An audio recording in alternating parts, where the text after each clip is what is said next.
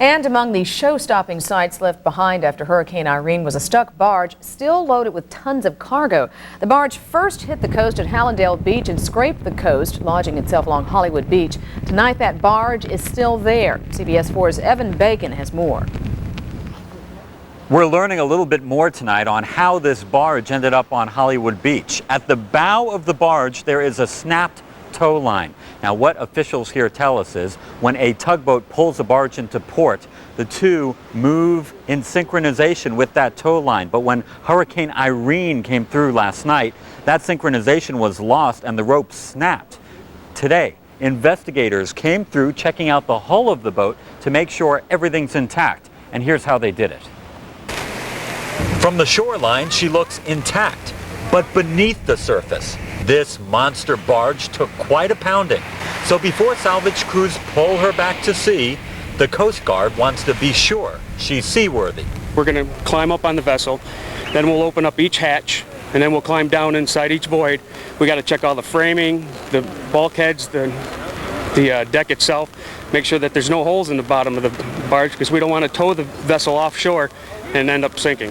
Before inspectors can check the hull for damage, they've got to check the barge's air compartments for oxygen. This pump will actually draw a sample of that air that's inside the tank, and it'll tell us how much oxygen is inside the tank, and it'll also tell us whether there's any combustible gases or any other types of toxic gases. This one particularly measures carbon monoxide and hydrogen sulfide, which is typical gases that we might find in a sealed up steel enclosure. Once the hatches were pried open, salvage teams went down to visually inspect for cracks and warping. After the exam, all indications are that this barge is intact and ready to float again.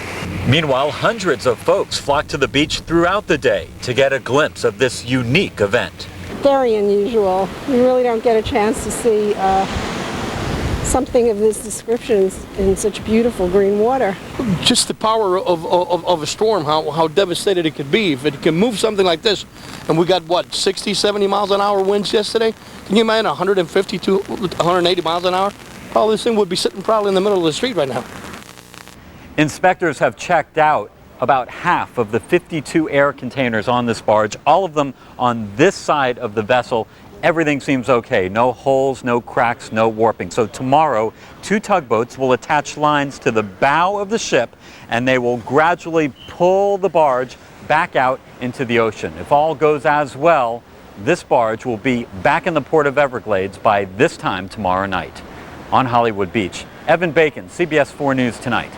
Well, the weather today was a huge improvement over yesterday and at least helped started the drying out process psychologically. If nothing else. CBS 4 Chief Meteorologist Brian Norcross is standing by in weather control with more. Brian. Angela and Steve, almost all of us had a very nice day today, but one feeder band did get North Broward with some pretty good downpours there. I mean, nothing really to aggravate the flooding situation too much, but certainly I'm sure every kind of a shower or thunderstorm that comes by these days is not welcome rain. Good news is all that has moved to the north, and it moved north faster than even we were thinking because the storm is moving at a pretty good clip and is now all the way up by Jacksonville. Now, the question might be on your mind, exactly how much rain did we get? Well, here is the answer, and it depended on where you lived. Looks like the winner of the major locations where the National Weather Service measured rain was at Northwest Fort Lauderdale on Commercial Boulevard there at the Executive Airport, about 15.5 inches. A little bit less than that out of North Perry Airport in Pembroke Pines. Homestead about the same, 14.5. And you see down into only at Opelika, only about 7.5 inches of rain. So it really depended on where you were. Do you remember what the forecast was? 10 to 20 inches. So certainly we were under what we would have gotten had the storm moved further to our west, because it rained for much of the day today in the Bahamas, and we would have gotten that had the storm gone more up the west coast of the state.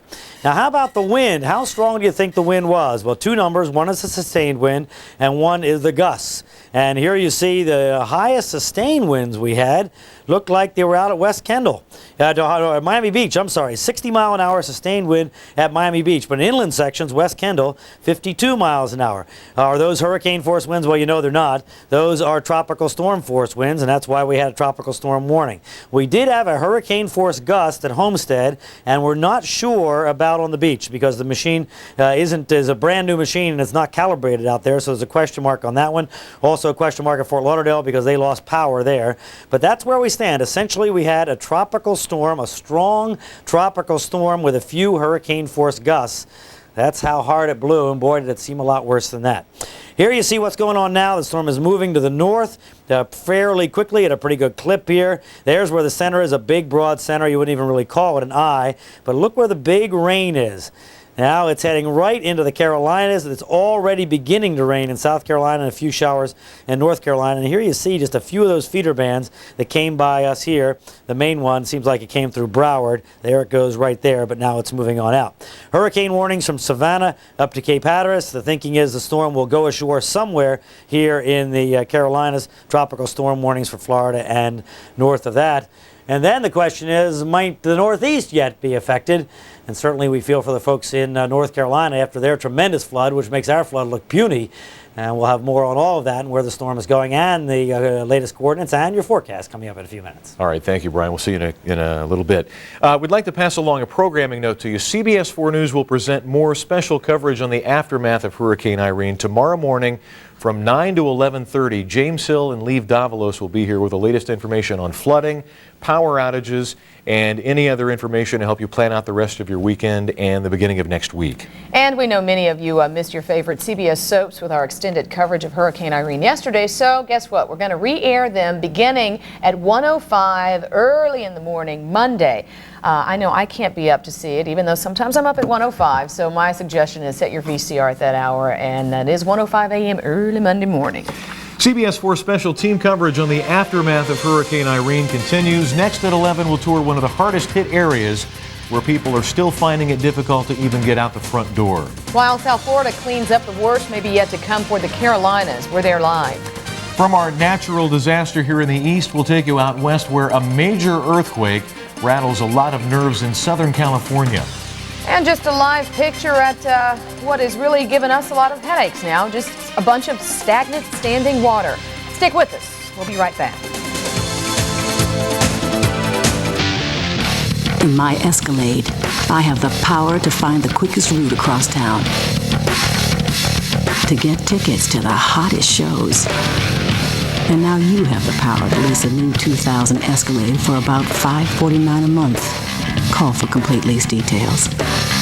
Escalade with OnStar. OnStar? The power to make obstacles obsolete. Escalade. See your Cadillac dealer today. It's about change. It's about time. We're the Maroney Auto Group, and it's time for a change. We're Mullinex Ford, and it's time for a change. We're LP Evans Nissan, and it's time for a change.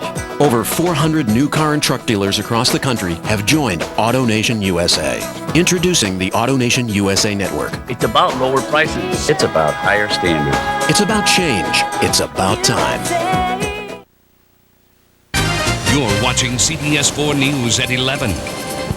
Well, you know the saying, water, water everywhere. Irene is long gone tonight, but that's little consolation to thousands of people in South Florida driving, walking, and frustrated by all of the flooding. And of all the communities struggling to return life to normal tonight, the West Miami-Dade neighborhood of Westchester is toward the top of the most affected list. CBS 4's Lisette Campos shows us how people were dealing with the flooding near the intersection of Coral Way and 87th.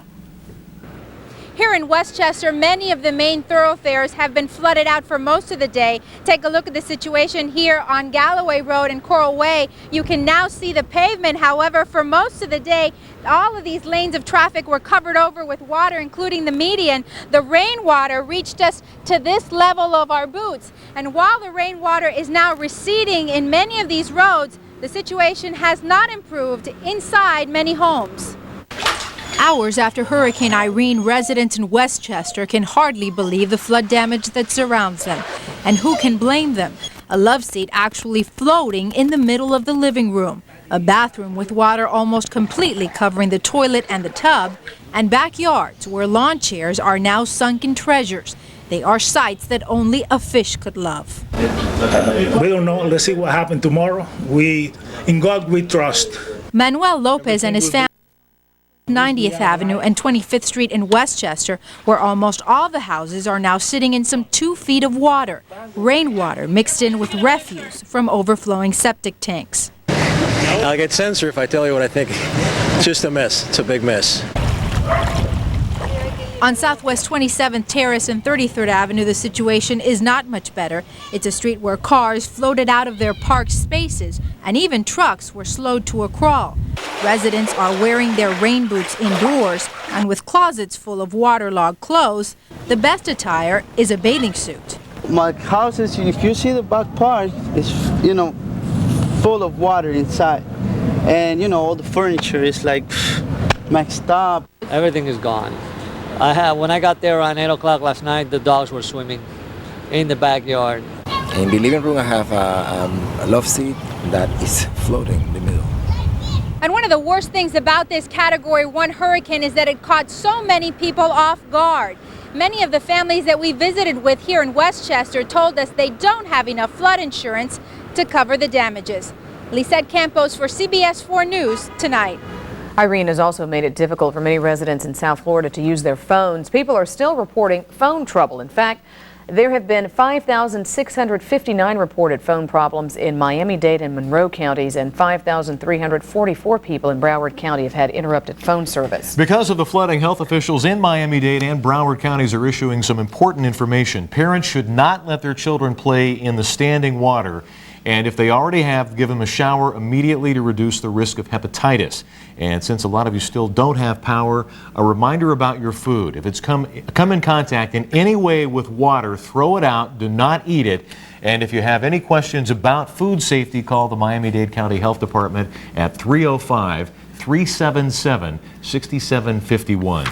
Well, in North Carolina tonight, there is fear that rain from Hurricane Irene, will push rivers back above flood stage. A state of emergency has been declared as Irene churns toward the Carolinas. Our team coverage continues now with CBS 4's Todd Hauer in Atlantic Beach. That's in North Carolina, where people are bracing for yet another storm.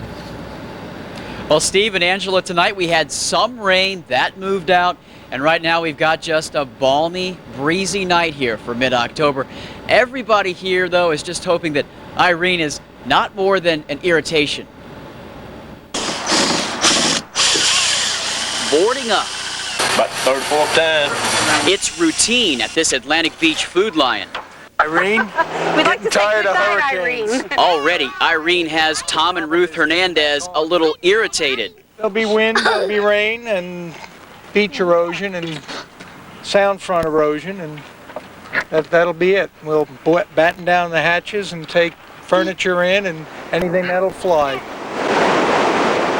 At the beach, some good waves for the surfers.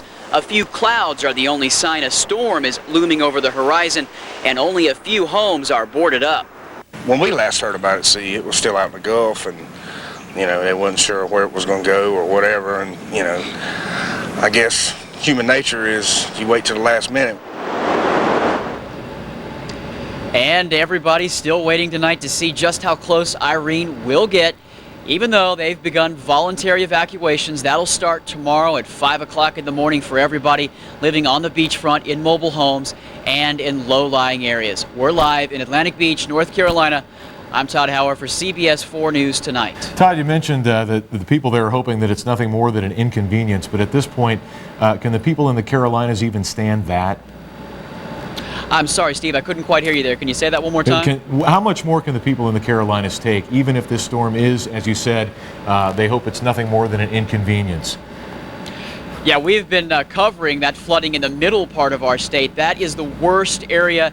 Here on the coast, the storm probably won't do that much, but that's where we're most concerned is inland. So much flooding there already, even a couple inches of rain could cause more problems for those people. They are worn out. Todd, thank you, and good luck to the people in the Carolinas. Thinking about them. We're getting more pictures tonight showing Irene's fury in South Florida. Coming up next on CBS 4 News at 11, a bus driver waiting for help gets quite a jolt. Plus, a big story we're following out west. A major earthquake rocks 3 states. And after being missing for days in the wilderness, a hiker is found. We'll be right back.